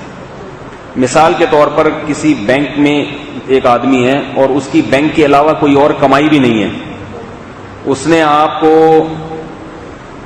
بریانی بھیجی, کھانا پکایا ان لوگوں نے, آپ کے گھر کیا بھیجا؟ بریانی. تو فی پلیٹ بریانی کی جو مارکیٹ میں قیمت چل رہی ہے, آپ ان کو ایک دفعہ بتا دیں, ہمیشہ نہ بتائیں کہ بھئی آپ جب بھی کوئی چیز ہمیں بھیجیں گے ایک دفعہ بتا دیں, جب بھی کوئی چیز ہمیں گفٹ دیں گے تو ہم اس کی قیمت صدقہ کر دیں گے. ایک دفعہ اس لیے کہہ رہا ہوں کہ بار بار بتانے سے وہ ٹھیک ٹھاک تپے گا, ٹھیک ہے نا, کہ ہمیں اس قابل ہی نہیں سمجھتا. اور ایک دفعہ بھی نہیں بتائیں گے تو پھر اس سے کیا ہوگا, گناہ میں اس کے ساتھ تعاون ہوگا. وہ کہے گا یہ لوگ ویسے حرام حرام بولتے رہتے ہیں لیکن جب ان کے کھانے کی باری آتی ہے تو کھا جاتے ہیں. اس سے دین بدنام ہوتا ہے, مذہب اور دیندار لوگ بدنام ہوتے ہیں کہ ویسے حرام ہے لیکن جب ان کو کھلاؤ تو حلال ہے. تو اس لیے اس کو بتا دیں ایک دفعہ کہ آپ کے بارے میں اصول یہ ہے کہ کسی کے چچا بینک میں, کسی کے ماموں بینک میں ہوتا ہے نا ایسے, تو ان کو بتا دیں کہ آپ جو بھی ہمیں زندگی بھر کھلائیں گے پلائیں گے تو یہ یاد رکھیں اس کا ہم حساب لگا کے اس کی قیمت غریب کو صدقہ کریں گے, یعنی یہ فری میں نہیں ہے, ٹھیک ہے نا, تو پھر وہ حلال ہو جائے گا آپ کے لیے. سمجھ رہے ہو بات کو؟ لیکن یہ اس کے لیے جس کی آمدن خالصتاً حرام ہو, جس کی آمدن میں حلال بھی ہو حرام بھی ہو, دونوں قسم کی ہو, پھر آپ کے لیے اس کا کھانا جائز ہے, کیونکہ پھر ہم یہ سمجھیں گے کہ حلال سے کھلا رہا ہے. پھر شریعت نے اتنی ہمیں تحقیق کی اجازت نہیں دی کہ آپ جا کے پوچھیں کہاں سے کھلا رہا ہے. بس جی عشاء کے بعد, اچھا بھائی چلو زیادہ تر لوگ یہی ہیں, پھر عشاء کے بعد ہی ہوگا. دوسرا سوال پوچھا اگر کوئی حرام کماتا اور اس کی کچھ کھا لیں, اس کی کوئی دی ہوئی چیز استعمال کر, تو وہی ہے رقم صدقہ کرنی, پہلے سے بتانا پڑے گا. پاک کپڑے ناپاک کپڑوں کے ساتھ دھونے سے ناپاک ہو جاتے ہیں؟ جی ہاں. اس کا طریقہ ہے جب کپڑے اچھی طرح دھل جائیں تو سب کپڑوں کو ایک بالٹی میں ڈال کے پانی بہا دیں. بہانے کا مطلب نلکا کھولیں, جب نلکا بھر جائے اور پانی نکل کے بہنا شروع ہو جائے تو وہ پانی جاری ہو جائے گا. تو جاری پانی پاک ہوتا ہے تو اس سے سارے کپڑے پاک ہو جائیں گے. دھوبی کو لوگ کپڑے دیتے ہیں تو دھوبی کو اگر ناپاک کپڑے دیے تو وہ پاک نہیں ہوتے, یاد رکھو. دھوبی کو اگر آپ نے ناپاک کپڑے دیے تو وہ جب آئیں گے تو ان کو ایک دفعہ کنگھالنا لازم ہے, کیونکہ دھوبی ان چیزوں کا خیال نہیں رکھتے. البتہ اگر پاک کپڑے دیے دھوبی کو آپ نے تو وہ ناپاک بھی نہیں ہوں گے. اب آپ حیران ہو گئے یہ کیسی لاجک ہے بھائی,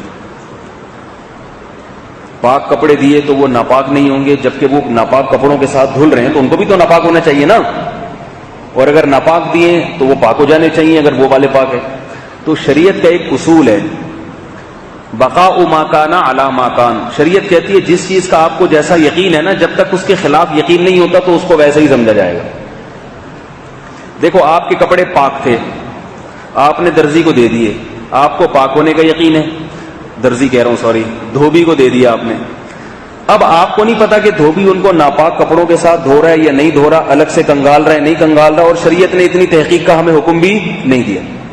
تو اب جب تک اس کے ناپاک ہونے کا یقین نہ ہو ہم اس کو کیا سمجھیں گے؟ پاک. اور جو کپڑے آپ نے ناپاک دیے تھے وہ گئے تو ہمیں دھوبی کے بارے میں نہیں پتا کہ یہ شریعت کے مسائل جانتا ہے نہیں جانتا, تو جب تک اس ناپاک کے پاک ہونے کا یقین نہیں ہوگا ہم اسے کیا سمجھیں گے؟ ناپاک ہی سمجھیں گے. نہیں آ رہی میرا خیال. اس کی ایک اور مثال دے دوں. آپ نے وضو کیا فجر میں, ظہر کی نماز کے لیے اب آپ آ رہے ہیں, اب آپ سوچ رہے ہیں میرا وضو ہے یا نہیں ہے. فجر میں وضو کرنا پکا ڈھکا یاد ہے آپ کو, وضو کے ٹوٹنے کے بارے میں آپ نے غور کیا, آپ کو یاد نہیں آ رہا کہ میں واش روم گیا تھا یا نہیں گیا تھا. اگر پاک فضائیہ میں ہیں آپ, ٹھیک ہے نا, پھر تو ظاہر ہے وضو ٹوٹا ہوگا. لیکن اگر آپ صحت مند ہیں تو آپ سوچ رہے پتہ نہیں ہوا خارج ہوئی تھی یا نہیں ہوئی تھی, تو فقہا کہتے ہیں کہ آپ کا وضو باقی ہے, بغیر کسی شک اور وہم کے نماز پڑھ لیں, کیونکہ وضو یقینی چیز ہے, اس کا ٹوٹنا جب تک یقینی نہیں ہوگا, 100% قسم اٹھا کے کہیں کہ میرا وضو ٹوٹا ہے, جب تک ٹوٹنے کا 100% یقین نہیں ہوگا آپ کا وضو باقی سمجھا جائے گا, چاہے حقیقت میں ٹوٹ بھی گیا ہو. لیکن آپ کو اگر یاد نہیں ہے تو کیا سمجھا جائے گا ہے. لیکن اگر آپ کا وضو نہیں ہے, آپ کو پتا ہے کہ میں واش روم سے آیا ہوں, اب آپ نماز پڑھنے آئے, اب آپ سوچ رہے پتہ نہیں میں نے وضو کیا ہے یا نہیں کیا, تو اب ناپاک ہونے کا یقین ہے, وضو کرنے کا یقین نہیں ہے. تو جب تک اتنا یقین نہ ہو کہ قسم اٹھا کے کہہ سکے کہ اللہ کی قسم میں نے وضو کیا ہے, اس وقت تک آپ باوضو شمار نہیں ہوں گے. الیقین لا یزول بالشک, یقینی چیز شک سے زائل نہیں ہوتی.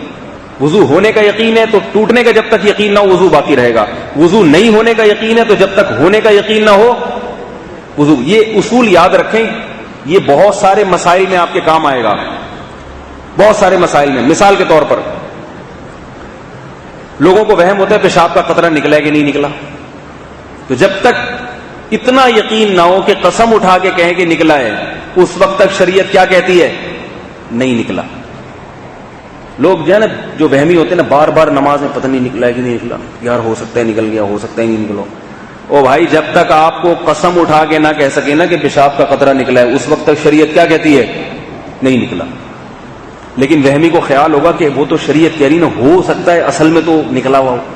تو ایسے وہمیوں کو ہم کہتے ہیں کہ اگر حقیقت میں واقعتاً نکل بھی گیا ہو, تو جب اللہ کہہ رہے ہیں کہ نہیں ٹوٹا تمہارا وضو, اللہ ایسے ہی نماز قبول کر رہے ہیں, تو تمہیں پریشان ہونے کی ضرورت کیا ہے. جب اللہ کہہ رہے ہیں کہ حقیقت پر مدار نہیں ہے بلکہ مدار اس پر ہے کہ تمہیں کس بات کا یقین ہے, تو پھر پریشان ہونے کی ضرورت کیا ہے تمہیں, جب اللہ ایسے قبول کر رہا ہے. لیکن وہمی آدمی کو تسلی نہیں ہوتی. اسی طرح یاد رکھو, اور اس سے ملتے جلتے بہت سارے مسائل ہیں, کہ طلاق کے بارے میں کسی کو شک ہوتا ہے پتہ نہیں میں نے دی ہے کہ نہیں دی ہے, تو اصل تو یہ تھی کہ نہیں دی. جب تک دینے کا یقین نہیں ہوگا تو کیا سمجھا جائے گا, نہیں دی. بعض دفعہ ہمارے پاس مسئلہ آتا ہے, شوہر کہتا ہے مجھے یاد نہیں میں نے 2 دی تھیں یا 3 دی تھیں, تو ہم کہتے ہیں کہ طلاق میں اصل کیا ہے, نہیں دی ہو. تو جتنی یقینی یاد ہیں اتنی ہو گئی, اور جس کے بارے میں یقین نہیں ہے وہ نہیں ہوئی. آئی بات سمجھ میں؟ تو آپ خود مفتی بن جائیں گے تھوڑے دنوں میں انشاءاللہ. فتوے دینے وہاں ہو گئی ہے, اس کو نہیں ہوئی تیری, ٹھیک ہے, ایسے بیٹھ کے فتوے. تو یہ بہت سارے جگہوں پر کام آتا ہے یہ مسئلہ. اچھا, ایک اور بات اسی سے متعلق لوگ بہت پوچھتے ہیں, یہ جو راستوں میں جب سفر کرتے ہیں نا, بائک پہ جا رہے ہیں, ایک دم چھینٹیں آ کے لگ گئی سڑک پہ, اب اس میں یار یہاں سڑک پہ پانی, اس میں کتے نے پیشاب بھی کیا ہوا ہو سکتا ہے, گوں بھی پڑا ہوا ہوتا ہے, گوبر بھی پڑا ہوا ہوتا ہے. پھر بارشوں میں بہت ہوتا ہے, بارشوں میں گلیوں میں نالوں میں پانی بھر گیا, گٹر لینے بھی آ رہی ہیں, پھر لوگ بچتے بچاتے ایسے میں گھٹنے کھلنا رہ جاتے ہیں, باقی سب ایسے یوں جا کے پھر مسجد میں آ کے نہا رہے ہیں پورے. اس تکلف کی ضرورت نہیں. بارشوں میں جو پانی آتا ہے بس تھوڑا سا بچنے کی کوشش کیا کرو, جو چھینٹے میٹے پڑ جائیں پاک ہیں وہ. جب تک 100% یہ نہ ہو کہ بالکل ہی گٹر کا پانی ہے, صحیح ہے نا, بالکل گٹر ابل رہا ہے, اور اس کے قریب سے آپ گزرے, آپ نے خود دیکھا کہ اتنی چھینٹیں خالص گٹر کی پڑی ہیں آپ کے اوپر کہ وہ 1 درہم سے, یعنی وہ ایک مقدار میں پھیل گئی ہیں, وہ پھر اس کو دھونا واجب ہے. اور یہ بھی یاد رکھو, طہارت کے بارے میں, پاکی کے بارے میں شریعت نے ہمیں حکم دیا ہے کہ زیادہ تجسس نہ کرو.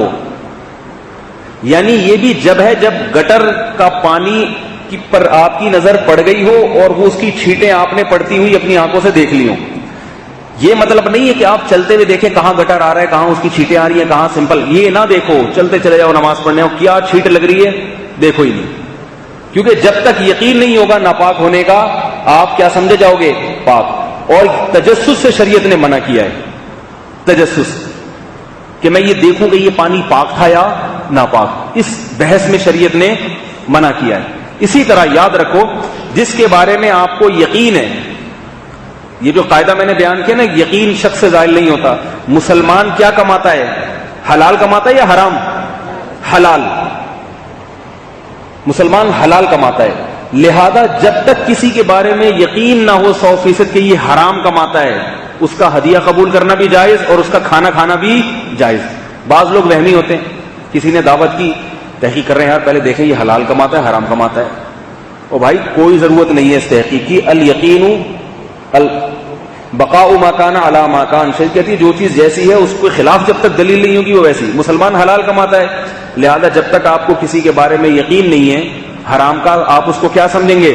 حلال. اور تحقیق کی بھی اجازت نہیں ہے کہ آپ اس سے جا کے پوچھیں کیا کرتا ہے تو, بس چھوڑو جو بھی کرتا ہے آپ حلال ہی سمجھو. اب ہمو ما ابہم اللہ. حضرت عمر کا قول ہے کہ جس چیز پہ اللہ نے پردہ ڈال دیا تم بھی اس پہ پردہ ڈال دو, پوچھو نہیں. لوگ کہتے ہیں نا یہ تو مدرسوں میں اتنے چندے آتے ہیں, یہ تو بہت سارے بینک میں لوگ بھی ہوتے ہیں, تو مدرسے والے کیوں ان کا ہدیہ قبول کرتے ہیں؟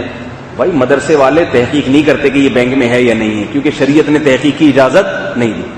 ہاں پہلے سے کسی کا پتہ چل جائے تو پھر اگر مدرسے والے اس کا وہ صدقہ لیتے بھی ہیں تو پھر اس کی ایسی جگہ پہ خرچ کرتے ہیں جہاں حرام رقم خرچ کرنے کی شریعت نے اجازت دی ہے, پھر وہ اس جگہ خرچ کرتے ہیں, اس کو قربانی میں نہیں لگاتے وغیرہ وغیرہ. اور بہت سارے اس کے مصارف ہیں. حرام کا بھی تو ایک مصرف ہے نا کہ ابھی یہاں نہیں ہے یہاں خرچ ہوگا. ہماری مسجد میں لوگ چندہ دینے آتے ہیں تو انتظامیہ والے پہلے پوچھتے تھے حلال ہے حرام ہے, میں نے کہا یہ پوچھنے کی ضرورت نہیں ہے, ہمیں حلال ہی سمجھنے کا حکم ہے. البتہ پہلے سے کسی کے بارے میں پتہ چل جائے یہ حرام کما رہا ہے تو پھر اس کے چندے کو ہم نے کہا بیت الخلا میں لگا دو. کہاں لگا دو؟ وہ بیت الخلا میں لگا دو. ٹھیک ہے, اس پہ مزید تبصرہ نہیں کرتے. بینک کی رقم ہم بیت الخلا میں لگاتے ہیں, ریلیکس ہو جاتے ہیں لوگ وہاں جا کے. ٹھیک ہے, تو یہ بھی اصول سمجھ میں آیا. اب اس میں ہر جگہ یہ وہم پاگل ہو جاتے ہیں, ہمارا دماغ چاٹتے ہیں, وہم ہو گیا یہ ناپاک ہے پاک ہے. ایسے وہ شلواریں اپنی اوپر رکھ رکھ کے, وضو ہی نہیں ہوتا بعض لوگوں کا, وضو ہی نہیں ہوتا, بیٹھے گھنٹے گھنٹے پانی بہا دیتے ہیں, وضو ہی نہیں ہو رہا ہے نالائقوں کا. تو وہمیوں پہ بہت سارے لطیفے ہیں. ٹائم ختم ہو گیا ورنہ میں سناتا, آپ ایسے لطیفے ہیں کہ آپ ہنس ہنس کے زمین پہ لٹ جاتے ہیں. ایسے لطیفے ہیں وہمیوں, لیکن سنانے کے نہیں ہیں. ٹھیک ہے, ایسے ہی ٹھیک ہے, وقت کافی زیادہ ہو گیا ہے. یہ اس لیے لطیفے سناتا ہوں میں وہمیوں کے, تاکہ آپ کو پتا چلے کہ اگر ہم وہمی ہوئے تو ہم پہ بھی لطیفے بنیں گے, پھر ہماری بھی بے عزتی ہوگی. اس لیے وہم سے توبہ کر لیں. ایک خاتون نے میرا دماغ چاٹا ہوا ہے, ان کے میاں کچھ بھی کہہ دینا ان کو ڈر ہوتا ہے کہ طلاق تو نہیں ہو گئی. ایک امریکہ سے ایک صاحب ہیں, وہم کے مریض ہیں, ان کا نمبر دیکھتے ہی پہلے تو میں کانپنے شروع ہو جاتا تھا. میں نے کہا پتہ نہیں کیا پوچھے گا یا اللہ. اب میں نے ان کا نمبر ہی, میں بعض دفعہ تو نمبر سیو کرتا ہوں اس لیے کہ تاکہ اس کا فون آئے تو میں اٹھایا کروں, اور بعض دفعہ میں نمبر کسی کا اس لیے سیو کر رہا ہوں کہ اس کا نہیں اٹھانا. وہ خوش ہو رہا تھا میرا نمبر بھی سیو ہو رہا ہے. تو وہ ایک وہمی ہے, امریکہ سے فون کرتا ہے, اتنا پاگل ہو گیا ہے وہ, بار بار پاگل بنا کے رکھا ہوا ہے اس نے. یوں قطرہ یوں پیشاب کا آ کے لگ گیا تھا, میں یوں جا رہا تھا, ایک کتے نے مجھے یوں کر کے دیکھا, میں ناپاک تو نہیں ہو گیا کہیں, اسے پاگل بنا دیا اس نے. تو ایسے جو ہے نا پاگل بن جاتے ہیں وہ. تو ایک خاتون ہے, ان کو کہیں طلاق کے مسئلے پڑھ لیے انہوں نے. طلاق میں یہ پڑھا کہ طلاق بعض دفعہ صراحتاً ہوتی ہے, بعض دفعہ اشارتاً بھی ہوتی ہے. صراحتاً تو یہ ہوتی ہے طلاق طلاق طلاق, یہ صراحتاً ہوتی ہے. اشارتاً یہ ہوتی ہے کہ شوہر نے کہا کہ میرا تم سے کوئی تعلق نہیں ہے, اور نیت کیا تھی؟ طلاق کی تھی, تو پھر اس سے بھی ہو جاتی ہے. مسئلہ تو صحیح ہے, لیکن بھائی اس کا مطلب یہ نہیں ہے کہ عام حالات میں شوہر اگر کوئی بات کر رہے, جاؤ میرے تم سے کوئی تعلق نہیں ہے, دفع ہو جاؤ. اب دفع ہو جاؤ کا لفظ بھی تو طلاق کا ہے نا, اگر غور میں جاؤ کہ بھائی ٹھیک ہے جاؤ, ٹھیک ہے. لیکن اس کا یہ مطلب تھوڑی ہے کہ شوہر جاؤ کہہ رہا ہے, دفع ہو جاؤ کہہ رہا ہے, اس سے نیت پوچھو آپ کی نیت کیا تھی. اس سے شوہر تو پریشان ہے, یار ہر بات میں میری نیت پوچھی جا رہی ہے. تو اس کا میاں پاگل ہوا ہوا ہے. اس کے میاں نے کہیں کچھ دن پہلے غصے میں کہہ دیا دفع ہو جاؤ. وہ اس نے کہیں بہشتی زبر نکال کے تھی کہ دفع ہو جاؤ یعنی چلی جاؤ, یعنی اس کا مطلب ہے, یعنی اس کا مطلب کیا ہوا کہ میرا تم سے تعلق نہیں ہے. تو اگر یہ الفاظ اگر طلاق کی نیت سے کہتے ہو, اب نیت کا تو مجھے پتہ نہیں ہے, اب میاں سے قسمیں اٹھوا رہی ہے, پھر مجھے فون کر رہی ہے. ایک دو دفعہ تو میں جواب دے دیتا ہوں بھائی نہیں ہوئی, اس کے بعد پھر میں کیا کرتا ہوں نمبر سیو کر لیتا ہوں, وہمی نمبر 35. وہمی نمبر 36، وہمی نمبر 37، وہمی نمبر. کیونکہ وہم کے مریضوں کو آپ زیادہ لفٹ کراؤ تو انسان خود وہمی ہو جاتا ہے. یہ حقیقت بتا رہا ہوں. اگر آپ زیادہ ان کے مسائل کا جواب دو نا تو پھر آپ خود، اگر میں اس کو زیادہ جواب دینا شروع کر دوں نا، بار بار اسی مسائل کی تکرار، بار بار طلاق کے مسئلے بتا رہا ہوں بار بار، تو مجھے بھی وہم ہوگا. میں اگر اپنی گھر والوں کو کسی بات پہ کہہ دوں دفع ہو جاؤ، مجھے بھی خیال ہے یار میری یہ طلاق کرنا. اور جب زیادہ سوچو گے تو بعض دفعہ نیت خود بخود ہو بھی جاتی ہے، ٹھیک ہے. ورنہ عام نارمل کنڈیشن میں کبھی دماغ جاتا ہی نہیں ہے، لیکن زیادہ سوچو گے تو وہی مثال ہوگی کہ ایک جاہل پیر تھا، اس نے کسی کو تعویذ دیا. تعویذ تو کچھ بھی نہیں تھا، اس کو پتا تھا کچھ بھی نہیں ہوگا اس سے، لیکن تعویذ کے عوض میں بھاری بھرکم پیسے لے لیے اس نے. اب اس نے سوچا کہ اگر اس تعویذ نے اثر نہیں کیا، وہ پتا تھا کچھ بھی نہیں کرے گا، ویسے بھی تعویذوں میں کوئی اثر وثر نہیں ہوتا، پرچیاں ہی ہوتی ہیں، وہ اپنی اس پہ ہی چل رہا ہوتا ہے سارا، اپنے تخیلاتی پر ہی کچھ فیصلے ہو جاتے ہیں، ٹھیک ہے. تو اس نے جناب کیا کیا کہ وہ اس سے بھاری بھرکم رقم لے لی. اب اس کو پتا تھا ہوگا کچھ بھی نہیں، اس کا کام وام تو بنے گا نہیں. تھا یہ بڑا ہوشیار پیر. اس نے اس مرید سے کہا کہ یہ تعویذ جب اثر کرے گا کہ اس تعویذ کو لے کے جب تم اپنے گھر میں داخل ہو تو کالے کتے کا تصور نہیں آنا چاہیے دماغ کے اندر. اب کس کے دماغ میں کالا کتا ہوتا ہے بھائی؟ یہ میں سے بتا رہا ہوں کہ کون اپنی بیوی کو طلاق کی نیت سے کہتا ہے دفع ہو جاؤ میرا تعلق نہیں. سب نارمل حالت میں بولے جاتے ہیں. لیکن اب آپ اس کو یہ مسائل سکھا دیں بار بار اس کے دماغ میں، تو خود بخود اس کے دماغ میں خیالات وسوسے آنا شروع ہو جائیں گے. تو اب کیا ہے کہ وہ بار بار، اب اس نے کہا یار کوئی مسئلہ نہیں، کالے کتے کا کیوں سوچوں گا، میرا دماغ خراب ہے کالے کتے کو میں، ٹھیک ہے. اب وہ تعویذ لے کے جا رہا ہے، کہہ رہا یار 1,00,000 روپے دیے، اگر یہ کالا کتا دماغ میں آ گیا یہ میرا سارا تعویذ برباد ہو جائے. اب وہ جھٹکتا ہے دماغ سے نا، بے کتے نکل یہاں سے. اور کہہ رہا یار پیلا آ جائے، سفید آ جائے، اگر کتے نہیں آنا ہے. پہلے وہ گدھے کا تصور لائے دماغ میں کہ یار کچھ اور چیز ڈالو گے تو کتا نکلے گا، گدھا لا رہا ہے، ڈنکی آ رہا ہے نا دماغ میں. پھر کتا، گدھے کے ساتھ ایک کتا بھی آ رہا ہے. پھر گھوڑے کو لایا، شیر کو لایا، چیتے کو لایا، پیر صاحب کو لایا، ساری چیزیں لایا، مگر جو بھی لا رہا ہے کتا ساتھ ساتھ آ رہا ہے اس کے دماغ سے. تو جو چیز جتنی نکالو گے اتنی ہی گھسے گی. اس کا حل یہ ہے کہ اس کو کتے کے بارے میں کچھ بولا ہی نہ جائے. اور اگر بالفر اس نے بول بھی دیا ہے تو بولے ٹھیک ہے آنے دو. اس کو پتا ہے کہ یہ چیز جب اختیار میں نہیں ہے کتے کو نکالنا، تو بولے پیر صاحب یہ آپ نے ایسی شرط لگا دی ہے کہ یہ میرے اختیار میں نہیں، اب یہ تو کتا تو آئے گا. اور اس کو ریلیکس ہو جائے، بولا آنے دو جو آ رہا ہے.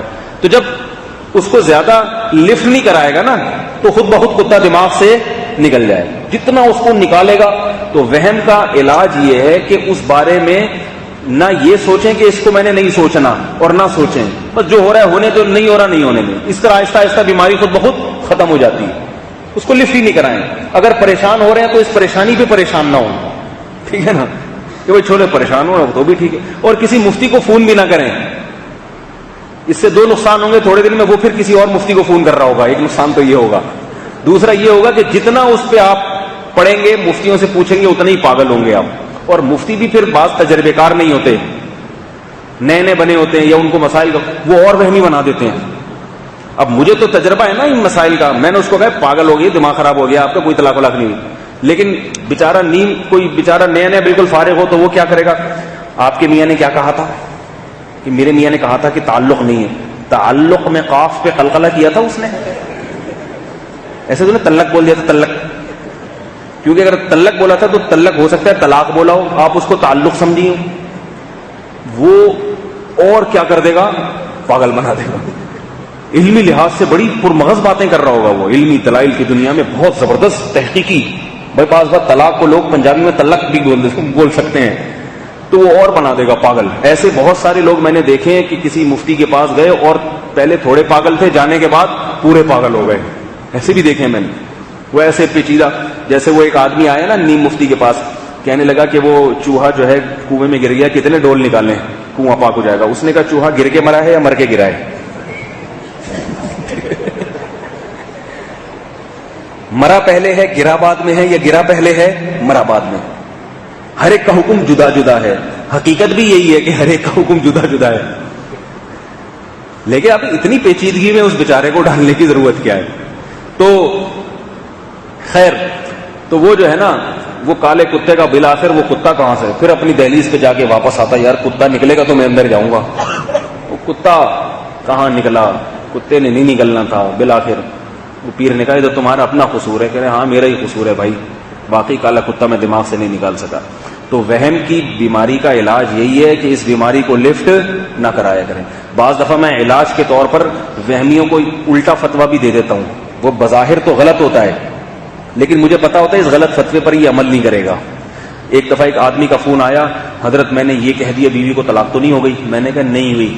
پھر فون آیا، میرے منہ سے یوں نکل گیا اس سے طلاق تو نہیں ہوگی؟ میں نے کہا بھائی نہیں ہوئی ہے، بتا تو رہا ہوں نہیں ہوئی ہے. پھر کہہ رہے میں نے تصور میں یوں کہہ دیا، ہو تو نہیں گئی؟ میں نے کہا نہیں ہوئی.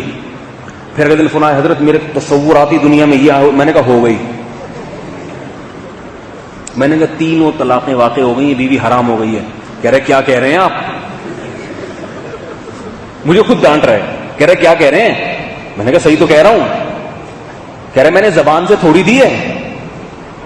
میں نے کہا جب تجھے خود پتا ہے اتنے مسئلے مجھ سے کیوں پوچھ رہے ہیں؟ تو کہہ رہے پھر آپ غلط فتویٰ کیوں دے رہے ہیں؟ میں نے زبان سے، میرے تو دل میں آیا ہے. دیکھو پتا سب کچھ ہوتا ہے، وہمی کو پتا سب کچھ ہوتا ہے. تو اب مجھے کہہ رہا ہے کہ میں نے زبان سے تھوڑی دی ہے. حضرت آپ کیسی باتیں کر رہے ہیں؟ تو میں نے کہا نہیں، طلاق دل میں سوچنے سے بھی ہو جاتی ہے. اب میں اس کو الٹا، کیونکہ مجھے پتا ہے میری جان نہیں چھوڑے گا یہ، اب اسی پہ اٹکا کے رکھے گا. کہہ رہے نہیں حضرت یہ تو میں تباہ ہو گیا، برباد ہو گیا، میرے چھوڑے ہوئے. میں نے کہا ہو گئے نا، میں کب کہہ رہا ہوں کہ نہیں ہوئے؟ میں نے کہا آپ تو اسی وقت برباد ہو گئے تھے جب آپ کو یہ وہم کی بیماری ہوئی تھی. صحیح ہے، اسی وقت سے ہو گئے تھے. تو 2-3 دفعہ اس طرح کے فون آئیں گے اور میں فتویٰ دیتا ہوں نا ہو گئی، پھر میری جان چھوڑ دیتا ہے وہ. تو ایسا بھی یہ علاج کے طور پر ہوتا ہے، یہ اوریجنل فتویٰ نہیں ہوتا. اللہ تعالی ہم سب کو اس بری بیماری سے بچائے. سبحانک اللہم و بحمدک، نشہد ان لا الہ الا انت، نستغفرک و نتوب الیک.